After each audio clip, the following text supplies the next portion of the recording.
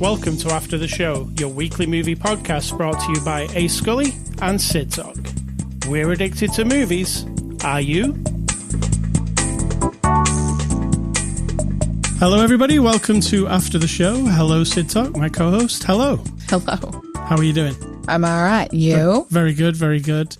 All the better for you being here. Oh, my. Thank you. Thank you. All right, so it's Sunday, Well, November. wait a minute. What's the before the after the show discussion? Well, we're just getting into it. We've got a lot to get to. Right, but the before the after the show discussion was what? I don't know. That's why I'm getting into it. I mean, I went on a little trip. We'll talk about that later. And stuff, I guess. Oh, that's a disaster. We always need to have a before the after the show discussion. All right, so we're not this time. So here we go. It's Sunday, November the 12th. This is After the Show 812. We're a weekly movie review podcast. We look at a new movie every week. And this week is no exception when we're looking at the movie Meg 2, The Trench. It's a 2023 release, out now, Blu-ray 4K. We looked at the 4K disc, PG-13. Our friends at Warner sent us a copy for review. Sid Talk, can you give us the synopsis of the movie Meg 2, The Trench? The Meg, again, kinda. In a trench. With a giant squid/octopus. The Meg is a megalodon shark. Yes. That lives in the trench that's in the ocean under the ocean. It's a true story. It's a true documentary. Yes. It's gigantic, I guess. It doesn't even seem as big as a whale, so I'm not that impressed. I want a shark so big it could eat like a skyscraper. Let me give you the synopsis that they give you.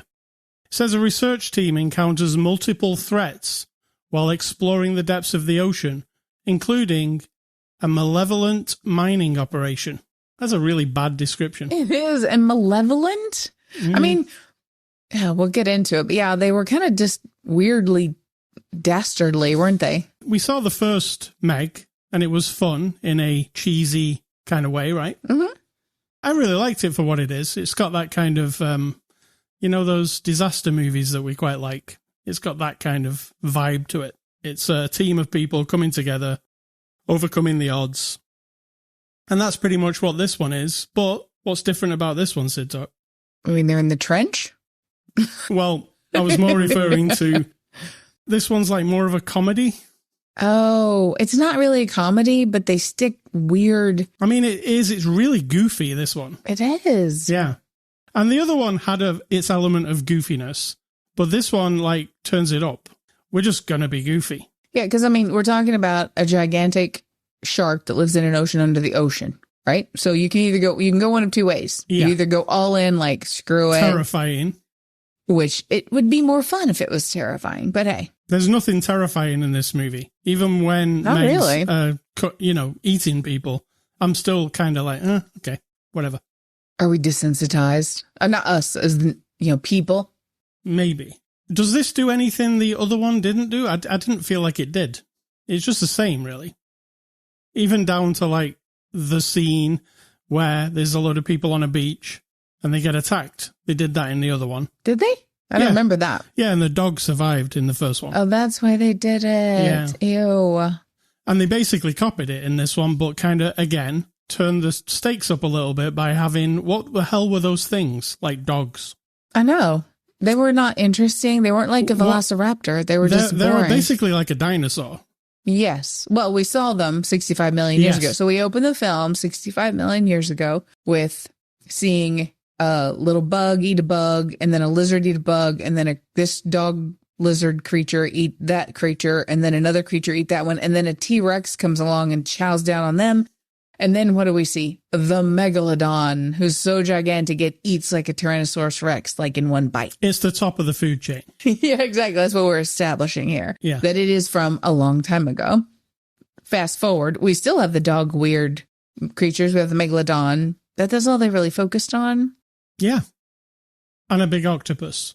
Yeah, I think what we're going for here is almost like a crossbreed of Jaws and Godzilla movies. And Pacific Rim, maybe? Yeah, everything. Right? I mean, Pacific Rim is a Godzilla thing, right? a takeoff on the idea of gigantic creatures and whatnot. So I feel like that, and there were lots of throwbacks to movies, Jaws references and whatnot. So that was fun. But I like a movie that if you're going to kill hundreds of people, which we see literally hundreds of people at Fun Island, that it's called. Yeah, that's how goofy this movie is. They all look stupid. They're all acting like dumb vacation tourists. And then literally the megalodon thing comes and hundreds of them get gobbled up in its mouth at a time. And then we're all like, isn't this funny? Yeah. We've triumphed over the megalodon. Oh, yeah. Never mind that a bunch of our friends got eaten when we were down in the trench. One of our friends is a traitor, which was really sadly orchestrated or written into this movie, I think. So here's the story. They're going down the trench Spoilers. Just on a regular basis because now it's a thing of study, right? So the guy who owns the company wants to go explore and find things. When they go down in the trench this time, they find out that someone's down there. Some people are down there mining some very rare something or other. And the front of that whole mining organization, spoiler alert, is the nice, innocent charity lady that we meet in the beginning, which I knew she was dodgy from the instant she started talking. I mean, you didn't even have to have any brains to know she was dodgy because they kept looking the camera at her and she was kind of like shiftily looking around. Yeah, she was a little Cruella de Vil-ish and, kind of like, I never bought her as like a bad guy. If she had a mustache, she would be twirling it. You know what I mean? And so would the other woman who was the bad guy. Yeah. Yeah. But was that blonde lady in the other one? Because he said, these are your friends. They've been on your friends for years. You know what? They're so unmemorable. I don't know. That was part of the problem. If it had been like a key member of the staff that I did remember, which I didn't remember anyone except Cliff. Yes. Yeah. Cliff Curtis. Yeah. So there's a guy from Fear the Walking Dead. Yep. And he was in the other one that I remembered. So if he was the traitor, that would have a lot more impact. Yeah, because you'd be like, oh no, fuck that guy. You're like, oh no, what? Yeah, why?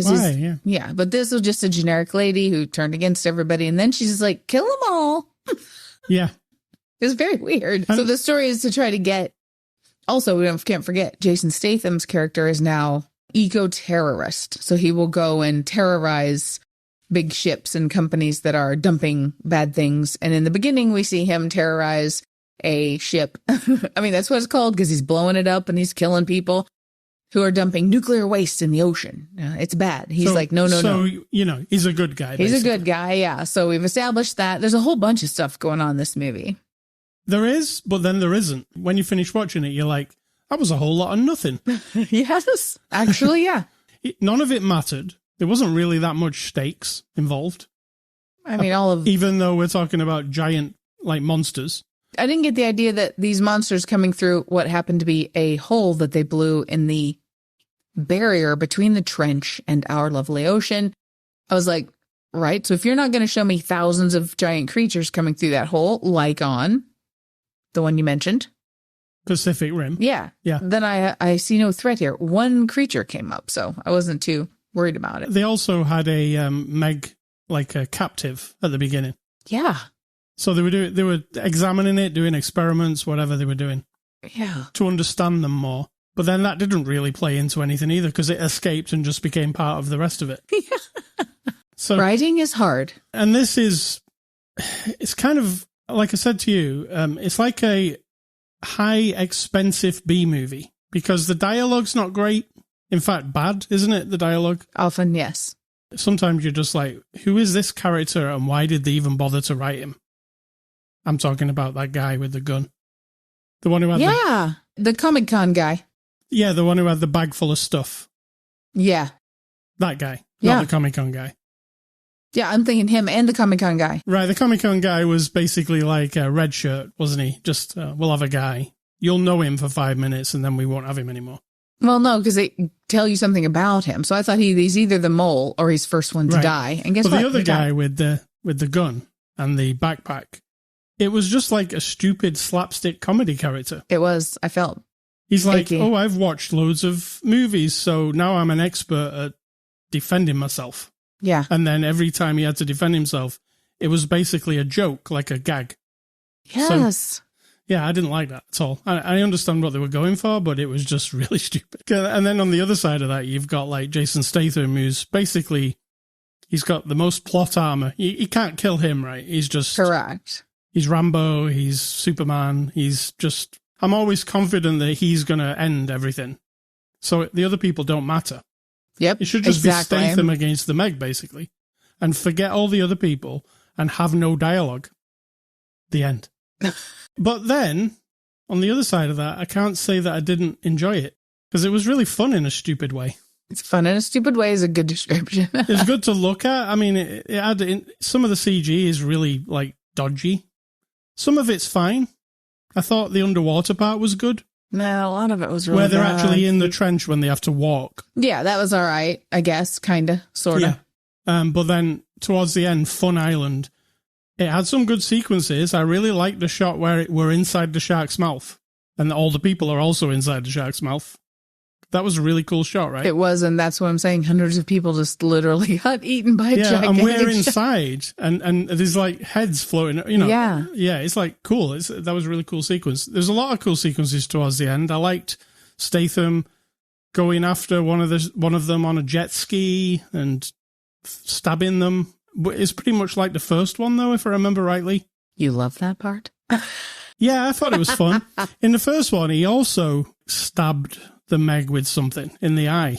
That's how he killed it in the first one. Okay. In this one, he kills all of them with a stab. And then he blew one up, and the other guy blew one up. Yeah. Oh, yeah. Yeah, so it is basically a retread of the first movie. I don't feel like it upped the stakes at all. It threw in like that, you know, the espionage type, like, oh, they're going to turn on it. But that seemed like it was from another movie to me. It did. It felt very weird. It's like, what's this for? If it's not to have all bad guys eaten by a Meg. And then when the bad guys do go out in this movie, because it's pretty basic, so all the bad guys will go out at some point. When they do, it's really like nothing. Nothing. Like the lady in the helicopter. Yep.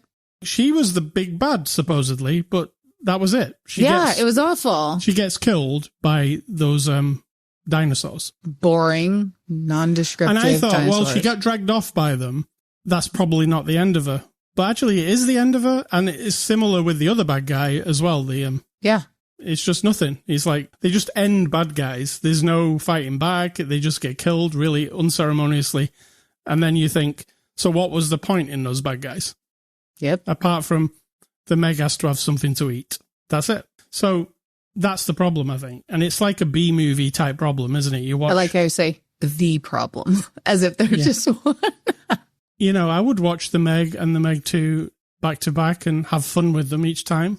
It's just, there's nothing. There's nothing to think about. There's no story, really. True. The story's so basic. It's like, shark, man, who's going to win? That's it. That's it. But then you could say for Godzilla, man, who's going to win? It's the same, isn't it? But yeah, when you watch Godzilla, also, thinking about it, there's no story there either, is there? We set up some humans, we set up the monsters, and then we have a fight. We try to keep adding story to Godzilla like it was. It's like, yeah, because we feel like we have to. Yeah, and we either created it from nuclear bombs or we didn't. It's nature. They've been here for thousands of years or they haven't. I mean, all kinds of things have been attached. But I think we're also a little bit brainwashed to accept Godzilla and King Kong just because generations of humans now over... what would it be? Almost 100 years. I don't know when the first King Kong was like 1921 or something, 1929. It was very early, yeah. Right. So we're almost 100 years in on those stories being in cinematic form. So we might have a little bit of like, give love it for them. A little love and a little bit like, we know what this is, right? When you introduce a whole new thing, but then you apply those principles just literally on top of it. Just make it a little more interesting is what I would say. And please, better special effects. And stop it with the dumb stuff. Yes. There's characters that shouldn't even be in this movie. You're just like, I was thinking, if I sliced that person out, and that person out, it would make absolutely no difference. Absolutely. Because they're nothing. And, you know, the bad guys, there's more than one. It also did not matter at all. It didn't even matter in the slightest. Because they're going to die anyway. You're not an idiot. You're watching a movie that's the Meg, and you know that the bad guys have to get what's coming to them. I mean, you think that, but remember Ozark turned us on our heads when that guy said to what's-her-face, like, you people can't win. And she's like, why not? And then the end, right? So maybe Sometime we'll have a bad guy in an action film who becomes triumphant and runs the world. Yeah, but this is Meg 2. I know that they're not going to pull that. It's as basic as it becomes, right? The first one was basic too. There was nothing in the first one where you went, oh, wow, what an amazing twist. Are we saying it's all style over substance? Would that be fair? Yes. Because you're introduced to a part of the world that we weren't familiar with, the trench, which... The trench was anticlimactic also. Very. It's under the water, so it's very dark. It's not like you can't see it. It's just not very interesting to look at. Because when we'd finished with all that section and we got up above onto the oil rig thing, I was like, oh, this is at least more interesting to look at. Yeah, there needs to be something in the trench, not just big stuff, but like a whole other human race. Something that makes you... Like a whole other people that have been living down there for thousands of years, somehow. Yeah. You know what I mean? That's what I want from Meg 3. All right, let's get on to the cast. Jason Statham plays Jonas Taylor again. I really like Jason Statham. He does what he does very well, I think. And he's a very good stuntman. And I really like watching him kick people's asses. Do you? You know me. Until he's throwing another woman. Yeah. So in Trainspotting, in Transporter, he picks up a woman, throws her at the bad guys. And I've always been like, oh my God, can we just have him do that? Just as a throwback in every single movie. Whatever your opinion is on that about throwing a woman as a weapon, I don't care. I was like, whoa, I've never seen that. And she took out 2 guys. You know what I mean? Like, I like that. Yeah. And he is the same. But there was a couple of moments here where I was like, ooh, that was good. The moments where he got really intense, I'm like, I want the whole movie to be this. Yeah, I even like the moments where he was being fatherly. Yes. Yeah, that's what I'm talking about. Those. Yeah. And then when he got really serious. Yeah. That stuff. He actually became a father very recently in real life, so maybe he was drawing on that. Maybe. We've got Cliff Curtis as Mac. He's returning from the other movie. He's okay. Again, he gets put into like a comedy situation in this movie. Yeah. When he's in that helicopter with the slapsticky guy, because that guy was Mr. Slapstick, when he was kind of, the joke with him was like, he can't die, really. Every single thing he gets into is... Yeah. Gross. Stupid. Yeah, it was like it was a joke. His whole character was revolving around, hey, this guy can't die. He's got 9 lives or 100 lives or whatever. And it was really stupid. So then when that Cliff guy got involved in his story became stupid as well. So we've got the daughter. So how's this play out? In the original, there was the woman and her father who were running this institute to go and investigate the trench with what seemed like unlimited money. Right. She had a little daughter. Statham is not the father. Is that? I can remember, but I don't think so. I don't think so either. He must have took her on because the mother died. They came and found him because he was one of those used up dudes who was on an island because something tragic had happened. And he's the only guy who can get them down there. I don't remember why, but he's the only dude who could help them. See, we didn't even address his skills and why he's there. He's got a very special set of skills. Very special set of skills. So in that particular one, spoiler alert, the father and the woman die, leaving the young girl. And then Statham, I guess, agrees to just raise her as his own, as a parental figure. Does he do that in between when he's terrorizing tankers and stuff? He must. Yeah. But they seem to have a very nice relationship. He's very protective. Then this one we meet the brother of the woman, the son of the father from the first one, who's like, looks like a billionaire, big company guy, took over the institute, and he's like an adventurer, explorer, and he's just sort of wild and wants to go like do all the stuff, like he seems, like you said, immune to death, immune to danger. And that's where we're at. The brother, he's the uncle of the little girl, and Statham, and then this pack of very uninteresting ensemble cast. The little girl's played by Shuya Sophia Chi. She's Mei Ying. I really like her. She's my favorite thing. She's just, sassy. Yes. And I like that. Then I put this guy down because his character's so stupid. Paige Kennedy is DJ. Paige Kennedy in real life is a rapper / artist, I was just reading. Right, and that's the song at the end. Yeah. So he's a music dude, and in this movie, he's Mr. Comedy Idiot-ish. Yes. Why do we need this person? Yeah. I mean, he would be fine. It feels out of date almost. It's very out of date. He's supposed to be the person who says what the audience is thinking. Right. Like, oh, hell no way, or nope, or whatever the thing is, right? Have you seen Jaws 3 or right. that kind of stuff? Then he comes up with his own set of special skills, which has no backstory, nothing. It's completely disconnected. It's not interesting. No. It doesn't help anything. I mean, he knocks out a few bad guys, but at the beginning, he's also exposition man. Yeah. Every time it turned to him, he had to explain something. He was like, oh. I was like, oh, God. And did you notice in the beginning, they had him frumpy in a chair in the dark with his glasses on, like nerdy. And then all of a sudden, he's like Mr. Muscle. And it was just dumb. And it didn't serve anything. But I like him. I guess it served comedy. That's not particularly funny. I don't mind the guy himself. It was just the role he was playing, not ugh. Directed by Ben Wheatley. He's directed some episodes of Doctor Who and a movie called High Rise that I've not seen. He's a British guy. What do you think? I don't know that it's special in any way or... Yeah, I don't... the director, there was nothing there where I was like, oh, that is a cool thing. Or like... No. What a great choice they made there with that. What it says on the tin, if it was a tin of tuna, let's say. It said tuna. It'd be tuna. It'd be tuna, yeah. That is what this is. You mean like Meg 2, The Trench? Yeah, the tin of tuna. IMDb reviews, what are those?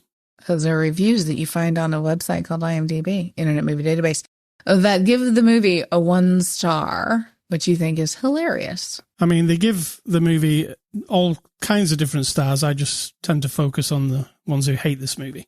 Because it's funny to see what people hate. So the first guy says, I'm utterly ashamed I paid to watch this. It's a terrible plot. It's the first movie that was 1,000,000 times worse than the first one.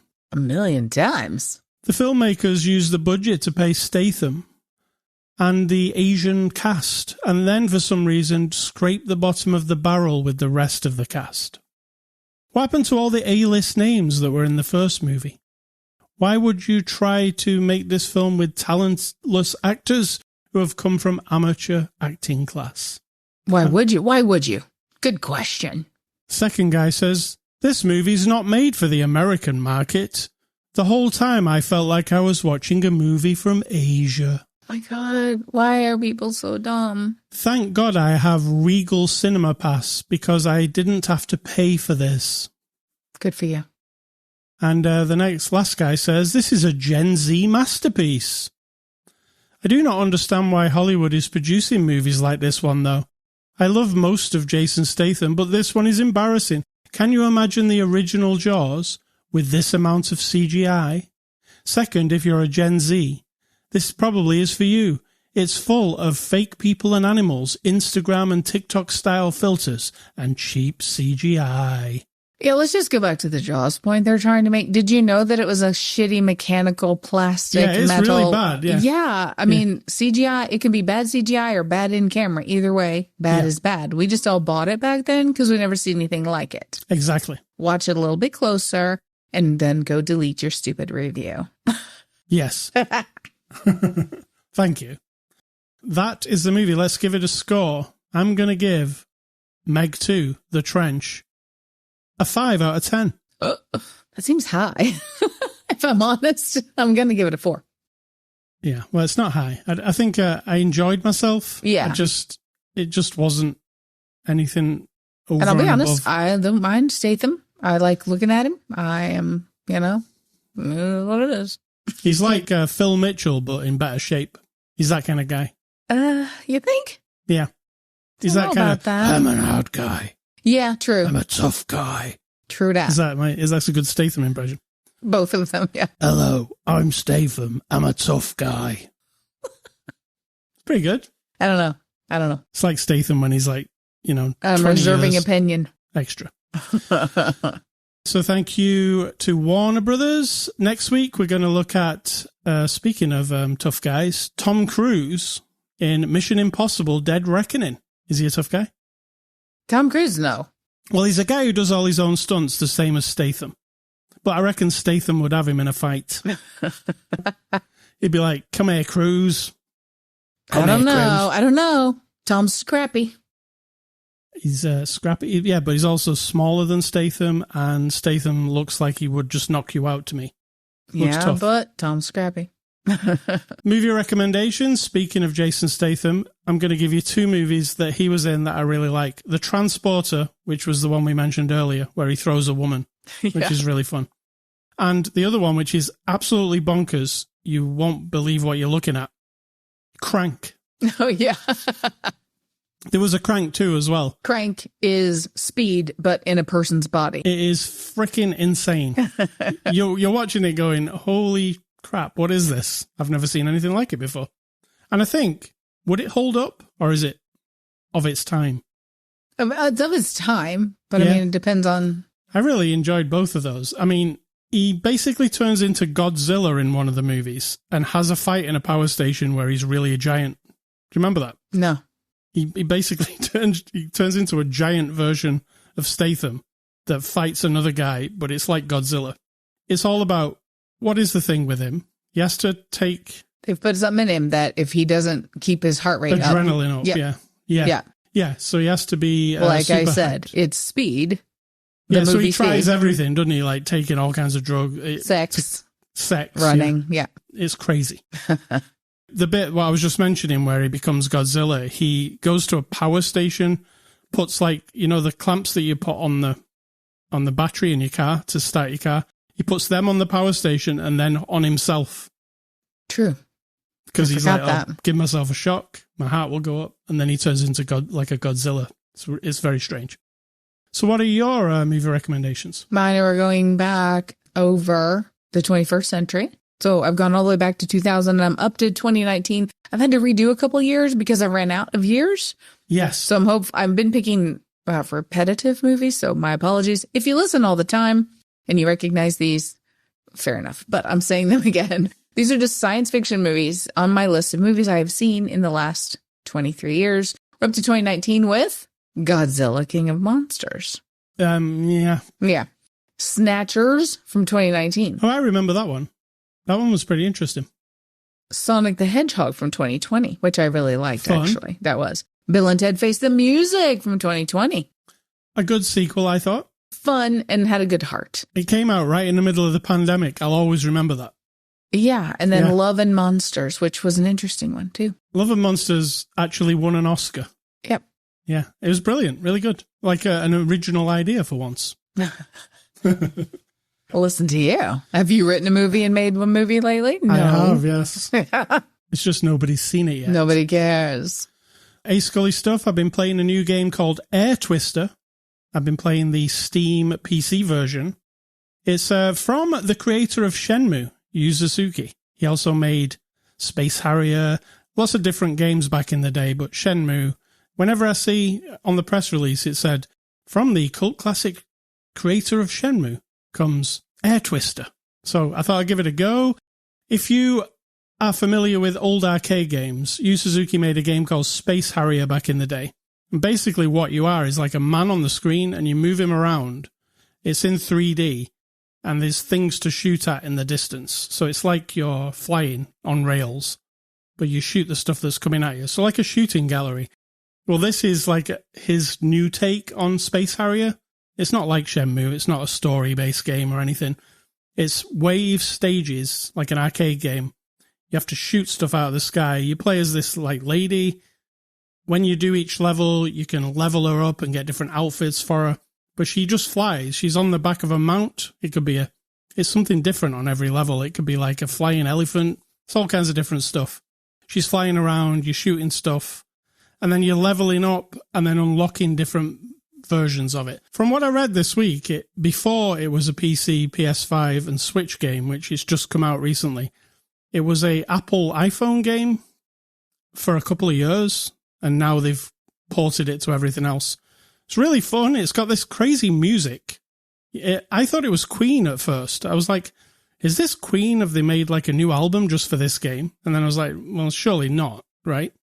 Surely not. So I looked into it, and the music sounds exactly like Queen. You're like, this sounds like Queen. It's crazy. Well, this is a group. They're called Valensia.